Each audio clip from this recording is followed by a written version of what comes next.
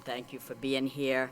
This is the City Council Subcommittee on Municipal Facilities, and if the clerk could please call the roll. Council Mercia? Here. Council Belanger? Here. Council Rourke? Here.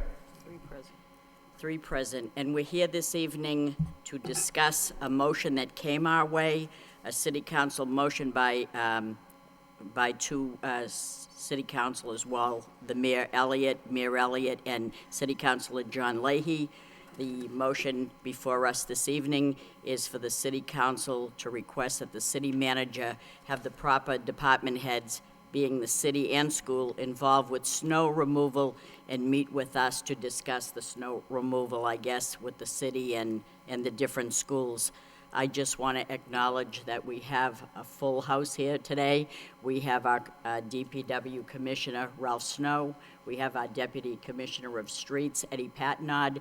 We have our School Department Director of Operations and Maintenance, Brian Curley. And we have our Commissioner of Parks and Recreations and Cemetery, Tom Belgard. We also have our Acting City Manager, Michael Geary. And so we begin, and I would have addressed the makers of the motion, but they probably are coming a little bit late. We could catch up with it.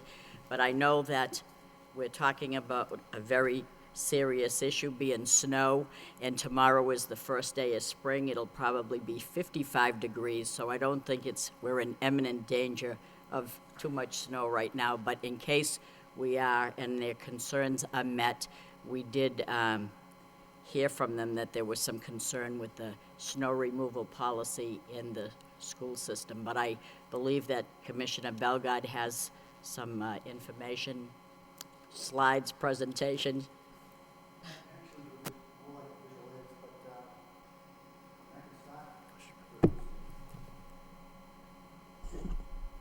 Yes, good evening, Madam Chair, members of the board. When we do snow and ice operations, it's a joint effort between the Public Works Department, the Parks Department, and then contractors as needed. And this plan of action has been a plan that dates back several years.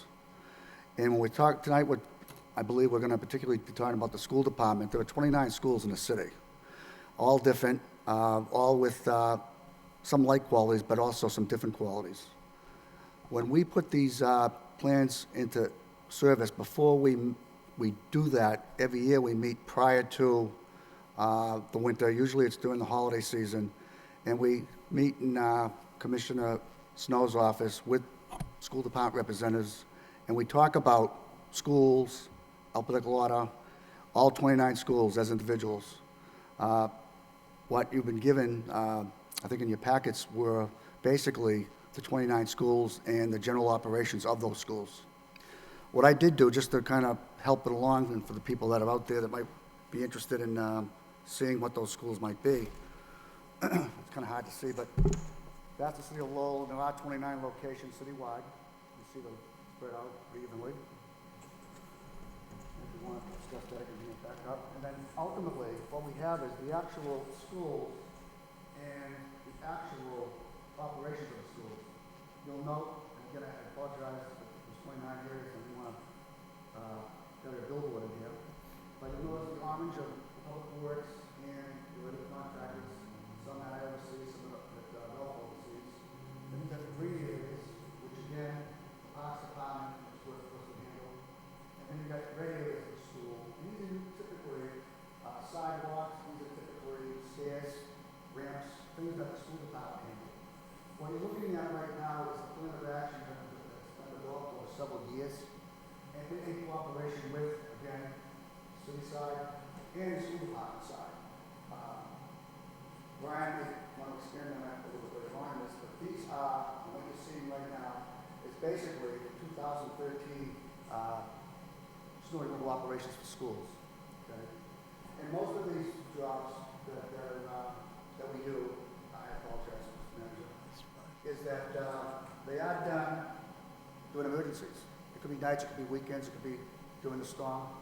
And ultimately, our failure, or our success or failure to do so, impacts public safety, impacts schools, openings of schools, et cetera, et cetera. So I think the kind of year we had, and it's been feels like never ending. Hopefully we're at the end of this, and at the end of this week, we'll turn our concerns to open the parks for opening day. But anyway, that's basically the short with the bridge version. Again, I can expand on any one site, but if there's any questions on it, they're all here.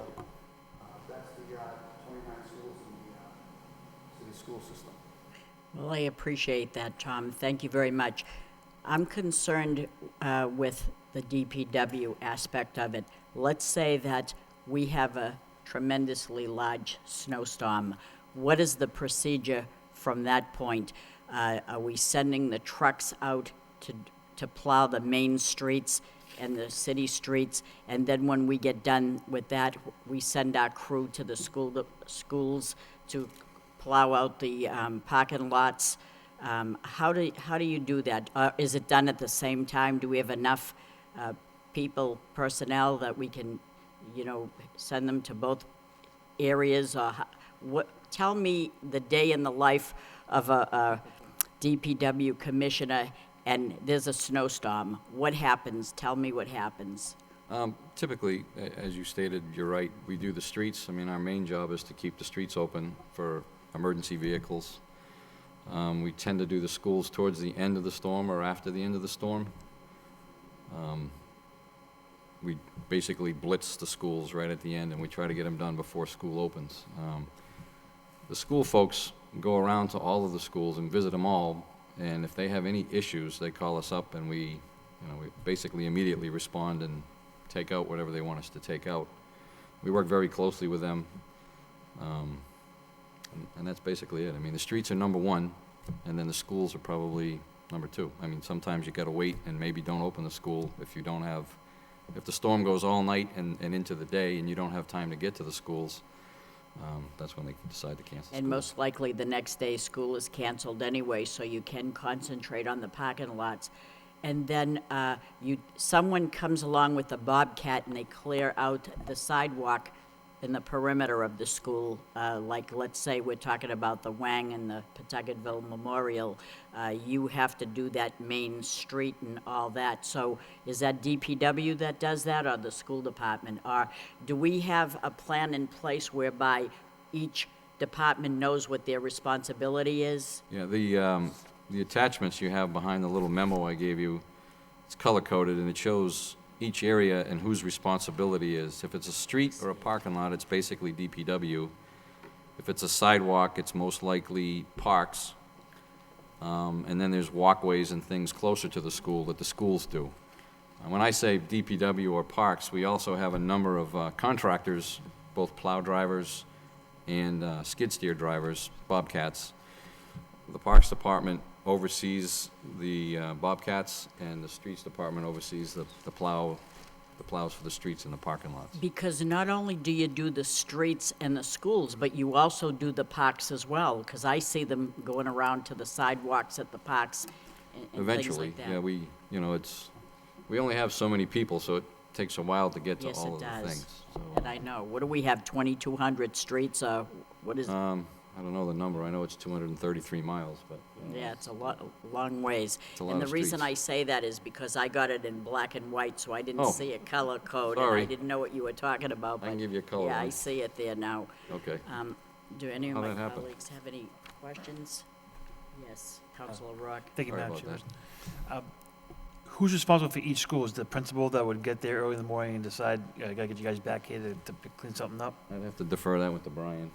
Typically, at every school, there's a senior building custodian. The majority of them, on a typical day, start at 6 a.m. In a snowstorm, it's all, the timing would depend on the nature of the storm.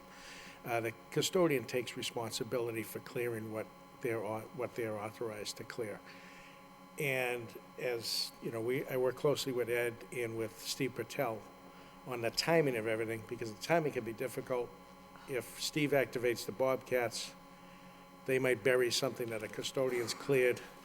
And oftentimes, because Ed is taking care of all the streets, the plows come in after the Bobcats and custodians have cleared, and something else might unintentionally get buried, and we have to clear things again. But I do feel we have a very good line of communication between the three of us, so that we can we limit the amount of times that happens. But at every school is slightly different. The larger schools have a crew of 4 custodians. Like, for instance, the Daly School. The senior custodian would work with me on the timing of bringing the crew in. And say at the Bailey, we have a 3-person crew. They would work with me on the timing of their crew. And we also have some schools like the Cardinal O'Connell and the LeBlanc that are just a single custodian. But they can pretty much handle the workload because of the assistance we get from the Bobcats. I know this season's been unusually heavy with snow. Yes. But as far as schools and each circumstance, you've been satisfied with what you've had as far as removal? We typically receive communications from either the building principal, who might hear a concern from a staff member, a parent, or just observations on their own. We usually hear from the building principal, or we hear from the senior custodian about any concerns. And I try to relay that to the appropriate person, whether it be Steve Pertel or Ed. And if I'm not sure, I just reach out to both of them. And oftentimes, even if it's not, just say hypothetically, it's on paper, it's Steve's responsibility, and if something has to happen quick, Ed jumps in, or vice versa. I think we've developed a good camaraderie here with getting things done quickly and efficiently, and not so much worrying about whose job it is in the moment. We can try to hash that out after the fact and correct it for the next storm. Sure. And are the custodians responsible for sealing and salting steps or any kind of walkways or throughways? Right. Sorry, the name of the chemical escapes me. We use a chemical that doesn't damage the floors too much and works to a very low temperature. And they all have broadcasters so they can cover a lot of ground quickly. On a lot of the larger areas, like adjacent to the high school, Ed will send a truck down to hit any large areas for us so it can be done quickly. So just for a reference, you can't think of a time this year where school has been canceled, not because of weather, but because of the snow has been removed in time? No, I wouldn't say so. Most of the time, it's the timing of the storm. Thank you. Actually, I don't think any of the 3 of us received any complaints, and this isn't why this motion is here, so I can't, relate what this motion equals. I don't know, but Councilor Belanger. Thank you very much, Madam Chair, and that's what I was about to allude to myself. And I guess this question would be aimed at Commissioner Belgada, Commissioner Snow. Now, we all know the severity of the winter, gentlemen. It's been horrendous. At any point, did we get backlogged, or did some schools complain or call any of your respective offices and say, this way to remove this or that at some point? Because I know, as Councilor Mercia stated, we haven't received any complaints, so I'd just like to hear it from you. I didn't get any. I mean, they would probably call the streets department. There might have been an odd thing here or there, but there was no big backlog or anything like that. After any typical storm, there's a few locations that are difficult to get when you're in the middle of a storm. A couple come to mind. On 4th Avenue near the McAvenue, they have a drop-off, a parent drop-off. Oftentimes, because of the timing of the Bobcat and the plow, they have to send equipment the following day just to remove a snowbank there so the kids don't have to climb over. We have a similar situation, again, I'm speaking in general, a similar situation over at the Maury School, where their system has a parent drop-off, or a bus drop-off and a parent drop-off on both Wilder and on Maury Street. That can't always be done the night of a storm, but typically the next morning or whenever the crew's available, they go and they remove that snowbank so that no one's stepping over any snow to get to the curb. Yeah, okay, because, again, I think you're doing a great job, all of yous, and, citywide, I know with the winter we've had, just to get off the subject for a second, I mean, it's tough to get perfection in all 4 corners of the city, so I think you've all done a tremendous job. But I wish the makers of the motion were here. I would have liked to find out the reasoning behind this. Maybe they heard something, they know something we don't, and we could address it. But I don't know that. So that's all the questions I have, Madam Chair. Thank you. I think that's all the questions we all have, but I just want to know, how's your salt supply right now? Right now, we have plenty of salt. We're all set We're with all that? set for next year to start off the year, unless we have some kind of a crazy storm, who knows, but we're in good shape. It won't stay very long, so that's good. before I continue as well, we do have a school committee person here, Dave Conway. Do you have any questions for any school-related issues? No questions, no answers. No question, no answers, no snow removal problems. I do want to say about, we received something in our packet. I wish that I had brought it with me, but it was about how we reconfigured things, not me, but people such as yourself, with that salt spreader, that saved quite a bit of money. Mr. Snow, do you want to talk about that? I don't 'Cause have I all the- think yeah. if people are watching, this is a very important savings, Yeah. because someone had an idea to Yep. do Actually, something. I think the idea was Ed's. All right, Ed. I'll give him credit. We'll give you the credit then. We invested, I don't remember exactly, $100-something thousand, I think, in a system. I've been here 4 winters. 3 of them have been brutal. One of them was kind of benign, the second one. And we had money left over in the snow and ice budget, so we took some of that money and we bought these systems to put on the trucks that controls the amount of salt that we put out, which has really cut back on the amount of salt that we spread, because it's all controlled by computer. And when we looked at the cost of salt and how much we were not using now as opposed to what we used to use, we saved over $1 million in See the that? last 3 years. That's amazing. I should have brought it up at the council meeting, but when we read that, that's something to be proud of. It's good. You have to spend money to make money. That's the whole theory here. And you spent money that you had extra to save a lot of money. And I'm sure people watching didn't know that, so I'm very proud of that. Thank you. Yeah. So, anyway, and we also have our manager, Mr. Manager. Thank you, Council Mercier. And to kind of go a little bit further, what Commissioner Snow stated is that, those trucks will pay for themselves much quicker than anticipated, I think, and that's a good thing. And because there's always the eye towards maybe increasing the fleet in that area as well. If it saves you money, it should be looked at. And secondly, Commissioner Snow promised me during my acting term that there would be no major snowstorms, so That's right. so far I'm keeping him to his word. And lastly, I just want you to note the memorandum that the Commissioner supplied the council. It's important to note the level of communication that's involved, because you're dealing with 4 departments, and there has to be a level of communication involved in that kind of operation, and it exists. I'm impressed about where the discussions are, when they are, and how often they're had, to coordinate the 4 departments. That's important. And you're dealing with kind of a fluid situation here, because the weather can change, so their discussions can change constantly, and I think that's why the level of communication is good, and that's why it's important, and that's why they do such a good job. Just in terms of the concerns that my recollection of Council Leahy may have was just looking towards consistency, like if one storm a sidewalk is shoveled, then that should happen on every storm. But I think Mr. Curley kind of addressed that. It says it's kind of weather driven. Sometimes you'll be able to get to that sidewalk when the storm is as light or is not as bad as another storm. So I think with their level of communication, that consistency is pretty prevalent there, and I think they do a good job. And if they keep talking, there's going to be changes that are going to be made to the positive, and I don't expect anything to be different. Right, that's good. And hopefully we don't see any more snow till probably next December sometime, so that'll be okay. So I want to thank you very much for coming out of your way and being here. I wish that we knew a little bit more questions to ask you, but thank you for coming out.